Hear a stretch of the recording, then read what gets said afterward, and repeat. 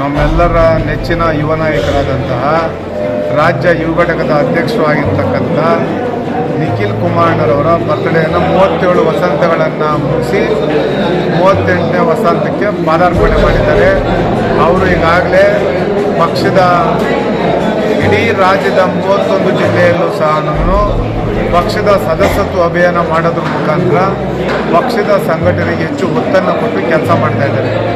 ಅವರು ಇನ್ನು ಮುಂದಿನ ದಿನಗಳಲ್ಲಿ ಆ ತಾಯಿ ಚಕ್ನೆಯಲ್ಲಿ ಮುಂಚೂಣಿಯಲ್ಲಿ ಅವರು ಎಲ್ಲ ರಾಜ್ಯದ ಯುವಕರನ್ನ, ಮಹಿಳೆಯರನ್ನ, ಎಲ್ಲ ನಮ್ಮ ಪಕ್ಷದ ಎಲ್ಲ ಹಿರಿಯ ಮುಖಂಡಗಳನ್ನ ಎಲ್ಲರನ್ನೂ ಸಹ ಇದೇ ರೀತಿ ಒಗ್ಗಟ್ಟಾಗಿ ಪಕ್ಷದ ಸಂಘಟನೆ ಅವರೇನಿವಾಗ ಹೆಚ್ಚಿನ ರೀತಿಯಲ್ಲಿ ಆಸಕ್ತಿ ವಹಿಸಿ ಪಕ್ಷ ಸಂಘಟನೆಯನ್ನು ಮಾಡ್ತಾ ಇದ್ದಾರೆ.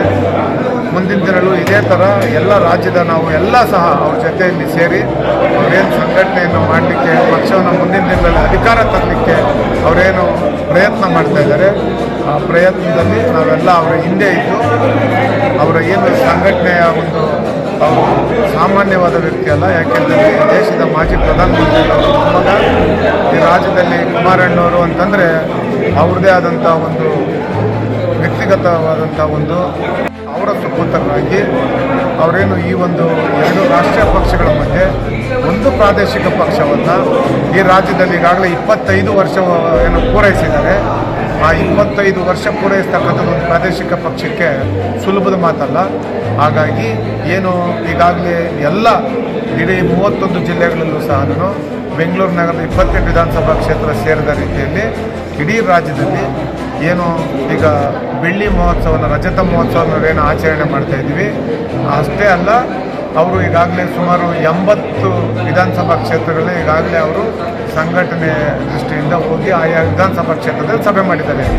ಇನ್ನು ಮುಂದಿನ ದಿನಗಳಲ್ಲಿ ರಾಜ್ಯದ 224 ವಿಧಾನಸಭಾ ಕ್ಷೇತ್ರದಲ್ಲೂ ಸಹ ಅದೇ ರೀತಿ ಸಂಘಟನೆಯನ್ನು ಕಟ್ಟಿ ಮುಂದಿನ ದಿನಗಳಲ್ಲಿ ಈ ಒಂದು ಪ್ರಾದೇಶಿಕ ಪಕ್ಷವನ್ನು ಅಧಿಕಾರಕ್ಕೆ ತರಲಿಕ್ಕೆ ಶ್ರಮಿಸಲಿ ಅಂತೇಳಿ ಆ ತಾಯಿ ಚಾಮುಂಡೇಶ್ವರಿ ಇನ್ನೂ ಅವ್ರಿಗೆ ಹೆಚ್ಚು ಶಕ್ತಿಯನ್ನು ಕೊಡಲಿ ಅಂತೇಳಿ ನಾವು ಈ ಸಂದರ್ಭದಲ್ಲಿ 5 ತಾರೀಕು ಈಗಾಗಲೇ ಹಾಸನದಲ್ಲಿ ಏನು ಸಮಾವೇಶವನ್ನು ನಡೆಸಬೇಕು ಅಂತೇಳಿ ಅಲ್ಲಿ ನಮ್ಮ ಪಕ್ಷದ ನಾಯಕರು, ನಮ್ಮ HD ರೇವಣ್ಣ ಸಾಹೇಬರು ಅವರ ನೇತೃತ್ವದಲ್ಲಿ ಈಗಾಗಲೇ ಪೂಜ್ಯ ದೇವೇಗೌಡರು ಸಾಹೇಬರು, ನಿಖಿಲ್ ಕುಮಾರಣ್ಣ, ಅಲ್ಲಿ ನಮ್ಮ ಡಾಕ್ಟರ್ ಸೂರಜ್ ರೇವಣ್ಣರವರು ಹಾಗೂ ಇವರೆಲ್ಲರೂ ಸೇರಿ ಹಾಸನ ಜಿಲ್ಲೆಯ ಎಲ್ಲ ಶಾಸಕರು ಆದಿಯಾಗಿ ಈಗಾಗಲೇ ಸುಮಾರು 2 ಲಕ್ಷಕ್ಕೂ ಹೆಚ್ಚು ಜನವನ್ನು ಸೇರಿಸಬೇಕು ಅಂತೇಳಿ ಈಗಾಗಲೇ ಸಮಾವೇಶ ಮಾಡಬೇಕು ಅಂತೇಳಿ ಈಗಾಗಲೇ ಪೂರ್ವ ಸಿದ್ಧತೆಗಳನ್ನು ಮಾಡ್ತಾ ಇದ್ದಾರೆ. ನಿನ್ನೆಯೂ ಸಹ ಕುಮಾರಣ್ಣವರಲ್ಲಿ ಹೋಗಿ ಆ ಪೂರ್ವ ಸಿದ್ಧತೆಗಳ ಬಗ್ಗೆ ಈಗಾಗಲೇ ಪರಿಶೀಲನೆ ಮಾಡಿದ್ದಾರೆ. ಸಾಕಷ್ಟು ಜನಸಂಖ್ಯೆ ಬರೀ ಹಾಸನ ಜಿಲ್ಲೆ ಅಷ್ಟೇ ಅಲ್ಲ, ಅಭಿಮಾನಿಗಳು ಆ JDS ಪಕ್ಷದ ಮೇಲೆ ಇಟ್ಟಿರ್ತಕ್ಕಂಥ ಪ್ರೀತಿ ವಿಶ್ವಾಸದಿಂದ ಎಲ್ಲರೂ ನಾವು ಚುನಾವಣೆಗೆ ರೆಡಿ ಅಂತೇಳಿ. ಆದರೆ ಇವರು ಮಾಡಿರ್ತಕ್ಕಂಥ 2.5 ವರ್ಷದಲ್ಲಿ ಭ್ರಷ್ಟಾಚಾರ, ಸ್ವಜನ ಪಕ್ಷಪಾತ, ಬರೀ ಹಗರಣಗಳು, ಅಭಿವೃದ್ಧಿ ಶೂನ್ಯ ಅಂಥ ಒಂದು ಸಂದರ್ಭದಲ್ಲಿ ಏನಿವತ್ತು ಚುನಾವಣೆ ಘೋಷಣೆ ಆಗಿದೆ. ಈಗಾಗಲೇ ಅಂದರೆ ಗಡುವನ್ನು ಕೊಟ್ಟಿದ್ದಾರೆ. ಅದಕ್ಕೂ ಮತ್ತೇನಾದರೂ ಕುಂಟನಪ್ಪ ಹೇಳ್ತಾರೋ ಅದು ಚುನಾವಣೆ ನಡೆಸ್ತಾರೋ ನಮ್ಗೆ ಗೊತ್ತಿಲ್ಲ. ಆದರೆ ನಮ್ಮ ಪಕ್ಷದ ವತಿಯಿಂದ ಬೆಂಗಳೂರು ನಗರದ 228 ವಿಧಾನಸಭಾ ಕ್ಷೇತ್ರ 369 ವಾರ್ಡನಿಗೆ ಏನು ಮಾಡಿದ್ದಾರೆ, ಅಷ್ಟಕ್ಕೂ ಸಹ ನಾವು ಅಭ್ಯರ್ಥಿಗಳು ಈಗಾಗಲೇ ನಾವು ಮುಂಚೂಣಿಯಲ್ಲಿ ಹೋಗಿ ಅಭ್ಯರ್ಥಿಗಳು ಪ್ರತಿ ವಾರ್ಡಲ್ಲೂ ಸಹ ರೆಡಿ ಇರಬೇಕು ಅಂತೇಳಿ ಈಗಾಗಲೇ ಕುಮಾರಣ್ಣವರು ಅವರೇ ಒಂದು ಸಭೆಯನ್ನು 2 ಸಭೆ ಮಾಡಿದ್ದಾರೆ ಈಗಾಗಲೇ GBಯದು. ಹಾಗಾಗಿ ಏನು ಕಾರ್ಪೊರೇಷನ್ ಚುನಾವಣೆ ಬರ್ತಾಯಿದೆ ಅದಕ್ಕೆ ನಾವು ಸರ್ವಸನ್ನದ್ಧರಾಗಿ ನಿಂತಿದ್ದೀವಿ. ನಾವು ಚುನಾವಣೆ ಯಾವಾಗಲೇ ಬಂದರೂ ಸಹ ನಾವು ಅದನ್ನು ಎದುರಿಸಲಿಕ್ಕೂ ರೆಡಿದ್ದೀವಿ. ಈ ಬಾರಿ ನಮಗೆ ಆತ್ಮವಿಶ್ವಾಸ ಇದೆ. ಏನು ಕಾಂಗ್ರೆಸ್ ಪಕ್ಷದವರು ಮಾಡಿರ್ತಕ್ಕಂಥ ಈ ಅಭಿವೃದ್ಧಿ ಶೂನ್ಯ ಬೆಂಗಳೂರು ನಗರಕ್ಕೆ ಅವ್ರ ಕೊಡುಗೆ ಏನೇನೂ ಇಲ್ಲ. ಹಾಗಾಗಿ ಈ ಬಾರಿ ಜನ ನಮಗೂ ಸಹ ಆಶೀರ್ವಾದ ಮಾಡ್ತಾರೆ ಪ್ರಾದೇಶಿಕ ಪಕ್ಷಕ್ಕೆ ಅಂತ ನಾವು ವಿಶ್ವಾಸ ಇದ್ದೀವಿ. ಅಪಾರವಾದ ನಂಬಿಕೆ, ಭರವಸೆ ಬಂದಿದೆ.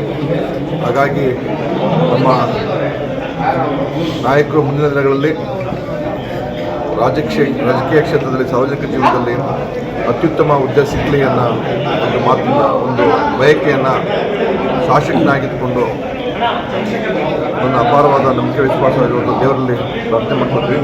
ಅವ್ರು ಒಳ್ಳೆಯದಾಗಲಿ. ನಮ್ಮ ನಾಯಕರಿಗೆ ಮತ್ತೊಮ್ಮೆ ಹುಟ್ಟುಹಬ್ಬದ ಶುಭಾಶಯಗಳನ್ನ